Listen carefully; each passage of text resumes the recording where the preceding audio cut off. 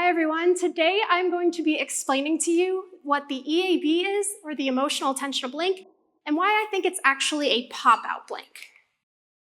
We live in a world in which we are constantly being bombarded by a mass amount of visual information, and we have to attend to what is important while ignoring distractors. For example, while driving, we're able to pay attention to the other cars on the road and the street signs because they are important to our current task, which is driving. On the other hand, we're able to ignore the birds flying overhead and the billboards on the side of the road because they are currently irrelevant. So now I'm going to give you a demo of how we study this kind of goal-driven attention in the lab. So you're going to see a bunch of rapidly flashing images, and one of those images is going to be of a fruit.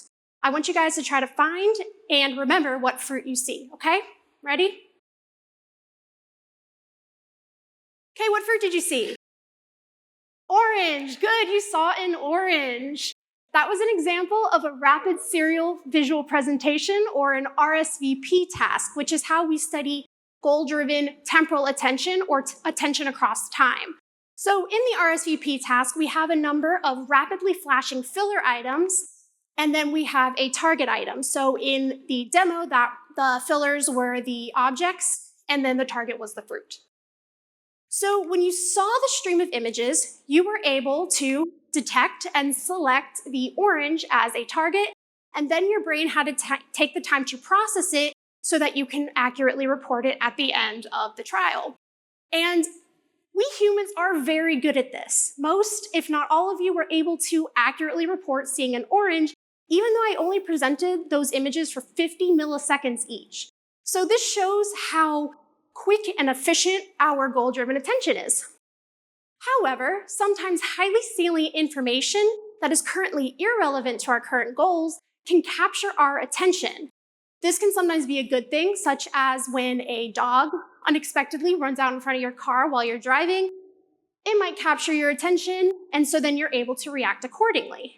However, this can also be dangerous, such as when an accident on the side of the road captures your attention away from the road, and then you cause another accident.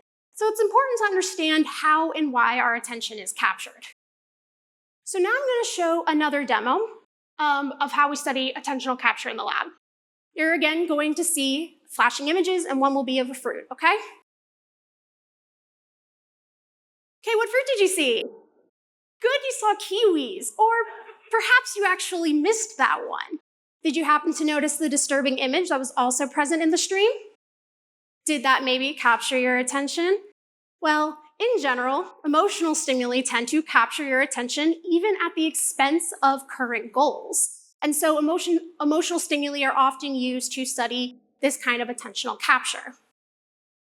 And the reason you were more likely to miss the target in that last demo was because of something known as the emotional attentional blink, or the EAB. This isn't a real blink, but it's a lapse in our attention that's caused by attentional capture from an emotional stimulus that draws resources away from a target. So the RSVP task we use for EAB paradigms is the same one that I showed you earlier, but now there's also an emotional distractor that precedes the target, and then there's a varying amount of filler items that separate the two items.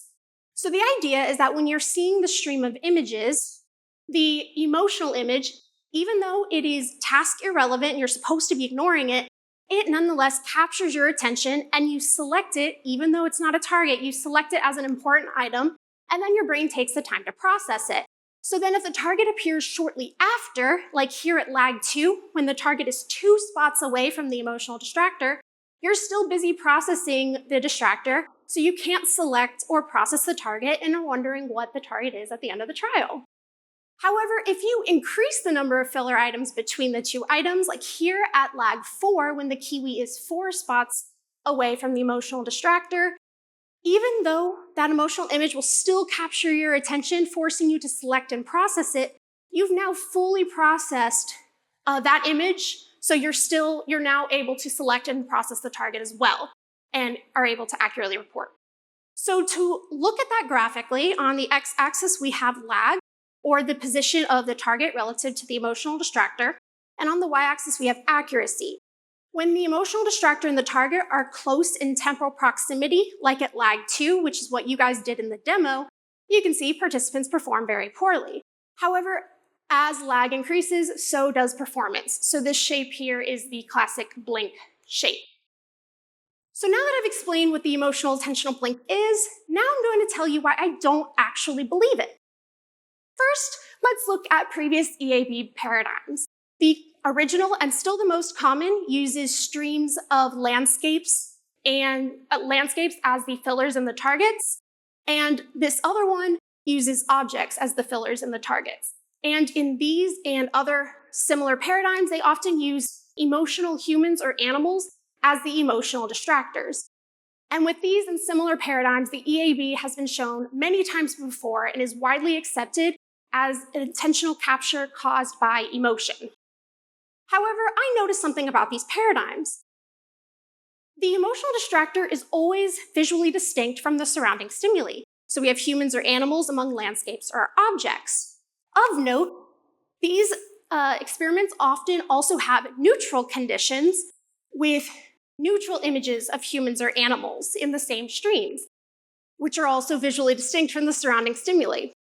And while the attentional capture from emotion in the EAB paradigms is very, very strong, when these studies often have these neutral conditions, you'll often see a weaker neutral blink, which is interesting. I'd also like to point out that in the demo we did earlier, this is actually what you saw. So really, I cheated and made the emotional distractor much brighter than the rest of the images. So what was really capturing your attention? Was it really the emotional blink, or was it more of a pop-out blink caused by visual distinctiveness? Which leads me to my research, where I explored this idea of a pop-out blink. First, I wanted to see if I can even observe an EAB in the absence of visual distinctiveness. So I conducted a study with 4 experiments. 2 of them were common and very similar to the previous paradigms I talked about, in which the critical distractors, the emotional distractors, were visually distinct from the surrounding stimuli. And with these, I did find the expected EAB effects.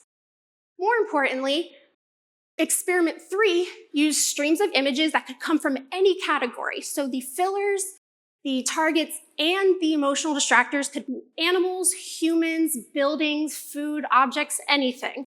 And then in my experiment 4, I used streams of all words. So in these 2 paradigms, the emotional distractor were visually similar to the surrounding stimuli.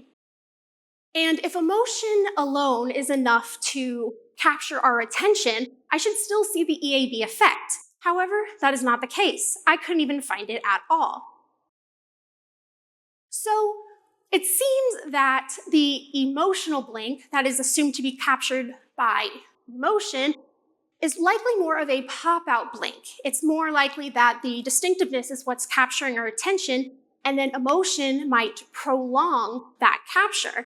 So in order to see if this was the case, I conducted another experiment to look at the precise time courses of the blinks caused by distinctiveness, emotion, or both. So in order to do this, I used the paradigm that we did earlier in the demo, and I manipulated the distractor's visual distinctiveness, so we have visually similar or distinct, and its valence, so we have baseline or emotional. In the baseline similar condition, or the true baseline condition, the distractor was just another item that looked like every other item in the stream, and then the emotional condition, we used unpleasant humans.